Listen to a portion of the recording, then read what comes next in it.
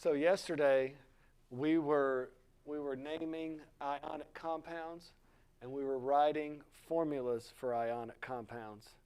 And it's a very straightforward thing to do. If we look up here at the periodic table,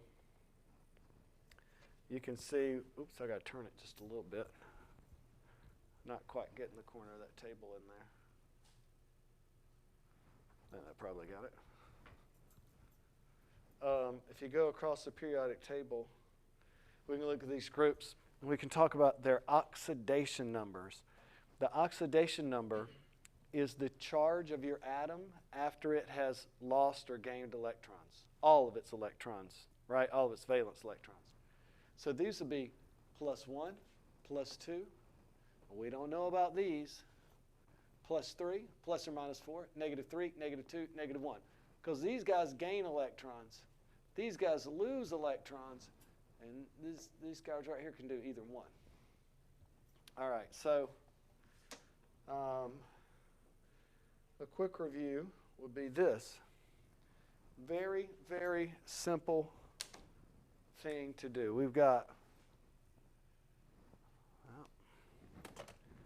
we have our periodic table here. +1, +2, +3, plus or minus 4, -3, -2, -1. So hydrogen, beryllium, boron, carbon, nitrogen, oxygen, fluorine, who cares? All right. Boom. Let's write the formula for beryllium fluoride. We went, okay, beryllium. It's a +2, so we write +2 here, right? And then fluorine. Fluorine is a -1. So the formula for beryllium fluoride, yoink, yoink, BeF2, right? Let's talk about why that is. Here is why it's BeF2. A beryllium atom would look like this and have 2 valence electrons, okay? A fluorine atom, I'll draw it in a different color. A fluorine atom would look like this and have 7 valence electrons. Now, in order for these guys to hook up together, that electron would go there.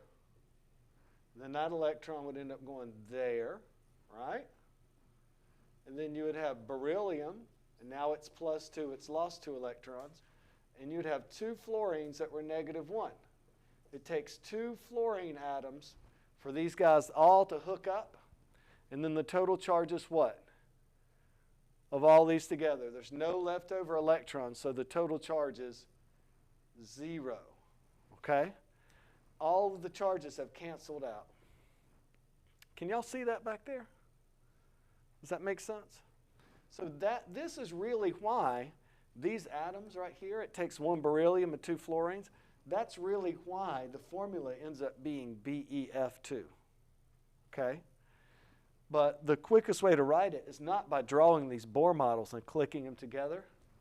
It's just by looking at the oxidation number on your chart of each atom and crossing them down. All right, now some rules that are a given here, some rules that are a given.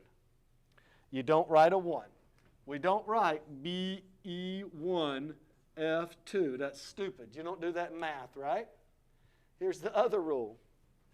Here's the other rule. What if we have 2 and their numbers are the same? Like, what if we have beryllium? It's a +2. And oxygen, it's a -2. Boop, boop.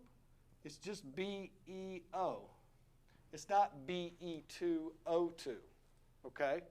The reason that is, +2 - 2 is always already equal to 0. And here's what that means. It means this. Your beryllium has 2 valence electrons. The oxygen atom that it's connected, so that's why it's +2.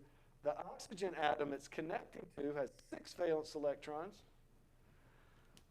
And then everybody's happy. Those 2 go here, and these are gone, and it takes 1 beryllium and 1 oxygen to make each other happy. Does that make sense? So that's our review of the simplest types of ionic bonds. And these occur if you're talking about the tall rows, somebody from the tall rows, to crossing the stairs, and aluminum also counts there. And we'll learn about some other atoms today, but that's how easy it is.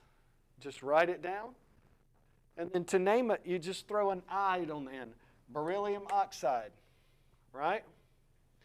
Beryllium fluoride, just say "ide." Anybody have any questions? All right, cool. That's our little review. Stop. Just stop.